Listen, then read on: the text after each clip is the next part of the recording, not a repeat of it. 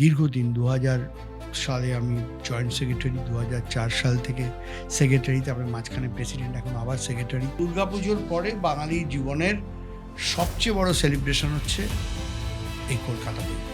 ৯৭ থেকেই কিন্তু আসলে বইমেলার জয়যাত্রা শুরু। কারণ ওই সারা পৃথিবী বইমেলাকে জেনে গেল প্রথমে আগুনের জন্য, এটা একটা ভয়ঙ্কর ঘটনা ইতিহাসে। দ্বিতীয় হচ্ছে সেবারই প্রথম ফ্রান্স ফোকাল থিম কান্ট্রি হলো, তার পরের বছর এলো ব্রিটেন, তার পরের বছর হলো বাংলাদেশ, তার পরের বছর হলো ব্রাজিল। এইভাবে বিদেশি পার্টিসিপেশনগুলো আমাদের থিম কান্ট্রি হওয়াটা শুরু হলো।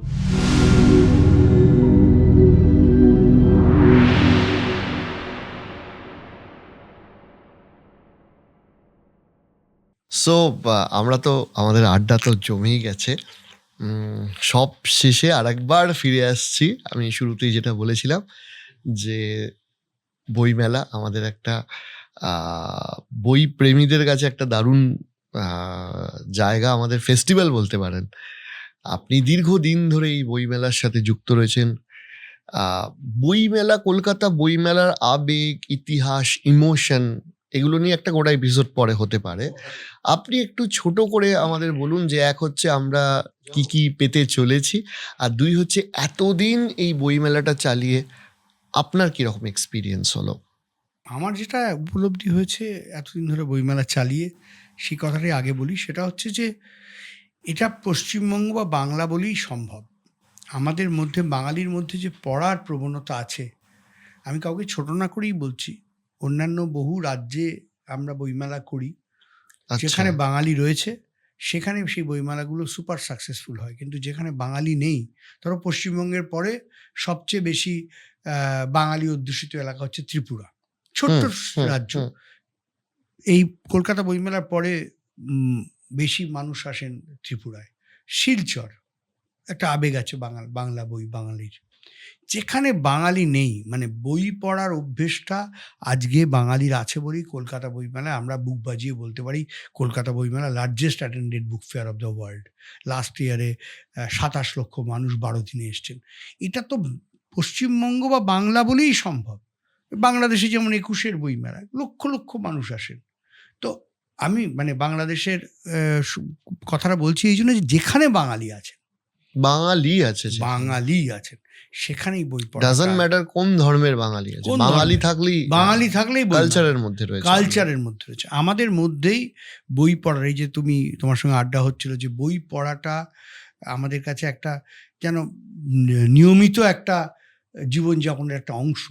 এটা সব জাতির মধ্যে নেই, তো আমাদের মধ্যে আছে। আমাদের বই পড়ার হ্যাবিট, তুমি বলতে পারো আমাদের ছোটবেলায় আমাদের কোনো ডিজিটাল প্ল্যাটফর্ম তো ছিলই না, কোনো রিক্রিয়েশনের জায়গা ছিল না। এখন একটা মোবাইলেই আমি সব রকম রিক্রিয়েশন পেয়ে যাচ্ছি। তাছাড়াও অজস্র ওটিটি থেকে আরম্ভ করে সমস্ত কিছু আছে। কিন্তু আমাদের সামগ্রিক যদি একটা দিন ধরি, তাতে কি ২৪ ঘন্টার মধ্যে আমাদের ঘুম, খাওয়া দাওয়া বাদ দিয়েও যে সময়টা থাকে, সেখান থেকে ১ ঘন্টা ২ ঘন্টা হলেও মোটামুটি শিক্ষিত পরিবারের বাঙালিরা বই পড়ে। বই পড়ে মানে বই পড়ে মানে বইয়ের নেশাতেই বইটা পড়ে। কেউ ঘুমানোর জন্য বই পড়ে, নিদ্রা আকর্ষণের জন্য, কেউ কিছু জানার জন্য বই পড়ে, কিন্তু বই পড়ে। এটা আমাদের কাছে একটা বিরাট প্রাপ্তি। এবং তোমাকে বলছি যে কলকাতা বইমেলা আমি যখন যুক্ত হয়েছিলাম সেটা বহুদিন আগে। আমি জানি না তখন তোমার বয়স কত। এই মানে আমি বইমেলায়, যেবার বইমেলা পুড়ে গিয়েছিল সেবার আমি গ্রাউন্ডের দায়িত্বে ছিলাম। এবং তারপরে দীর্ঘদিন ২০০০ সালে আমি জয়েন্ট সেক্রেটারি, ২০০৪ সাল থেকে সেক্রেটারি, তারপরে মাঝখানে প্রেসিডেন্ট, এখন আবার সেক্রেটারি।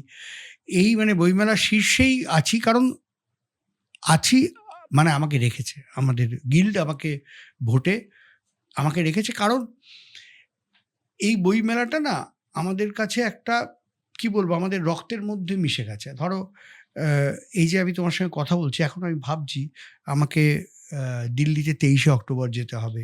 ২৩শে অক্টোবরে গিয়ে একটা ন্যাশনাল ডে সেলিব্রেশন, সেখানে সকলের সঙ্গে দেখা করতে হবে, তারা যাতে কলকাতা বইমেলা আসে, যাতে কলকাতা বইমেলা মানুষ যায় কি শুধু বই কিনতে? তা তো নয়। হুম। তার সঙ্গে মানুষ যায় থিম প্যাভিলিয়নের গুলো দেখতে, এই বিদেশি যারা লেখক আসেন তাদের সঙ্গে তাদের একবার চোখের দেখা কত দেখতে, আর্টিস্ট গিটার নিয়ে কত গান আর্টিস্ট করছে, গিটার নিয়ে গান করছে, তারপরে তোমার বিভিন্ন সেলিব্রিটিরা আসছেন। সেলিব্রেশন একটা একটা কলকাতার, তুমি বলতে পারো যে একটা একদম একটা হচ্ছে শীতকালীন সেলিব্রেশন। শীতকালীন দুর্গাপুজোর পরে বাঙালি জীবনের সবচেয়ে বড় সেলিব্রেশন হচ্ছে এই কলকাতা বইমেলা।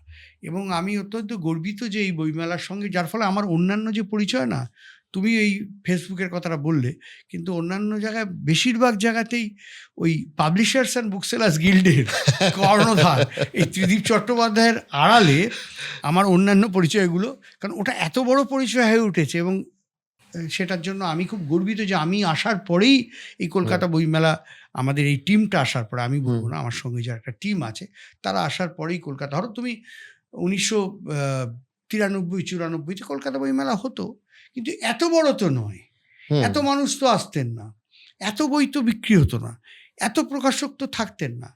প্রথমে বইমেলার তো ব্রিগেডের না, প্রথম বইমেলা 1976-এ, তখন মাত্র 53টা স্টল হয়েছিল, 32 জন প্রকাশক অংশগ্রহণ করেছিলেন। 3 মার্চ থেকে হয়েছিল, আচ্ছা, তখন আমি কলেজে পড়ি। অনেক পরে।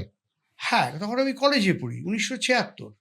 তারপরে তোমার ব্রিগেড হল প্রথম 1983। বলছি আমি আমার জীবনের প্রথম দিকে স্মৃতি জবে থেকে আছে তখন থেকে বলছি। হ্যাঁ, রাইট রাইট রাইট, বইমেলার ইতিহাস তো অনেক। তারপরে ব্রিগেড হল 1983-তে, এবং 1983-তে ব্রিগেডের মেলা দেখে গিয়ে ইন্টারন্যাশনাল পাবলিশার্স অ্যাসোসিয়েশনের কুচুমাও ছিলেন প্রেসিডেন্ট, উনি বললেন যে আমরা আগে ইন্টারন্যাশনাল স্ট্যাটাস দিলাম, ইন্টারন্যাশনাল ক্যালেন্ডারে নামটা ঢুকলো।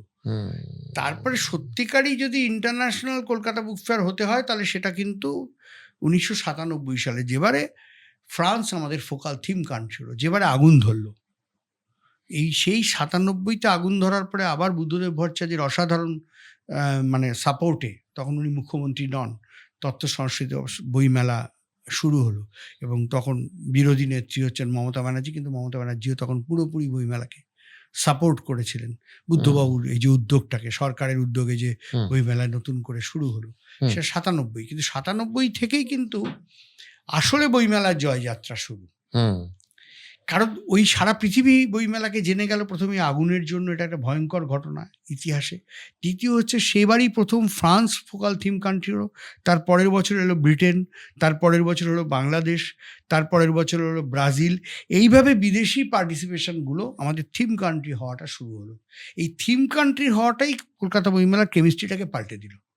কারণ বহু মানুষ যারা বিদেশে যেতে পারেন না, তারা ওই থিম কান্ট্রিতে দেখে সেই দেশটা সম্পর্কে জানতে পারেন, সেই দেশের সাহিত্য সংস্কৃতি, সেই দেশের মানুষ আসছেন, লেখক আসছেন, পারফর্মাররা আসছেন। আপনার গত বছর যেরকম জার্মানির একটা বিশাল দল এসেছিল, মাঝখানে তো মিলন মেলা প্রাঙ্গণে, এখন তো আমরা পার্মানেন্ট চলে গেছি, এখন তো সল্টলেকের ওটার নামই হয়ে গেছে বইমেলা প্রাঙ্গণ। We are grateful to our chief minister মানে মমতা বন্দ্যোপাধ্যায়। তিনি প্ল্যান করেছিলেন হয়তো, বা তার মধ্যে ছিল, আমাদের বলেও ছিলেন যে উনি মিলন মেলা যখন নতুন করে হয়, যে উনি মিলন মেলায় আমরা ফিরে যাব।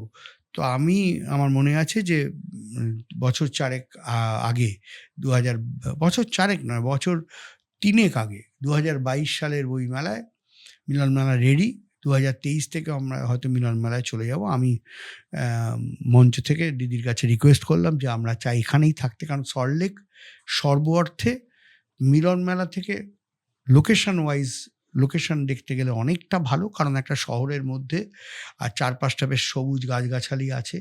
দ্বিতীয়ত কমিউনিকেশন দিক থেকে ওখানে মেট্রো রয়েছে, ওখানে বাস সার্ভিস রয়েছে। মিলন মেলাটা সেই দিক থেকে একটু আউটস্কার্ট, এবং মানে আমরা যারা প্রকাশক তারা মিলন মেলাতে গিয়ে যে মানুষ জনসমাগম এবং বিক্রি পেয়েছি তার থেকে অনেক বেশি বিক্রি সল্টলেকে হয়েছে। আচ্ছা, সেই মুহূর্তে এটাই মমতা ব্যানার্জির কারিশমা। সেই মুহূর্তে মাননীয় মুখ্যমন্ত্রী আমাদের ঘোষণা করে দিলেন যে আমরা সহমত, আমি নামকরণ করে দিলাম বইমেলা প্রাঙ্গণ।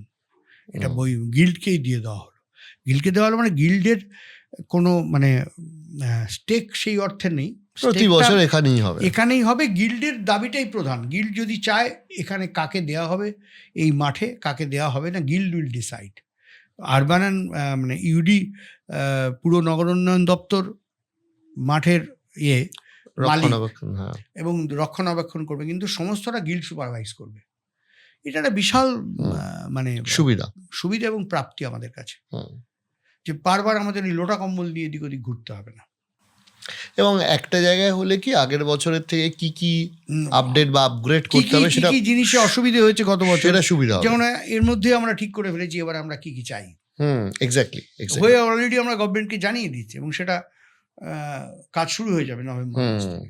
মাঠটার কি কি জায়গায় কোন কোন স্টল হবে। আর এবারে তো আপনার হাওড়া থেকে সরাসরি মেট্রো চলে যাচ্ছে, ফলে সরাসরি metro, বিশাল একটা সুবিধা, বিশাল সুবিধা, কমিউনিকেশনের সুবিধাটা আরো অনেক বেশি হয়ে গেছে। হ্যাঁ, ঠিক আছে, আপনাকে আর আটকাবো না, কিন্তু আমি বারবারই যেটা বলেছি যে আমার খুব ইচ্ছা, আজকে তো মোটামুটি শুরুর দিকের কলকাতাটা নিয়ে আমরা আলোচনা করলাম, এরপরে পশ্চিমবঙ্গের ইতিহাস নিয়ে বা 1900 সালের পরবর্তী যে 1900 থেকে 1947 এই অংশটা নিয়ে পরে আমরা আর একটা এপিসোড আপনার সাথে করবো।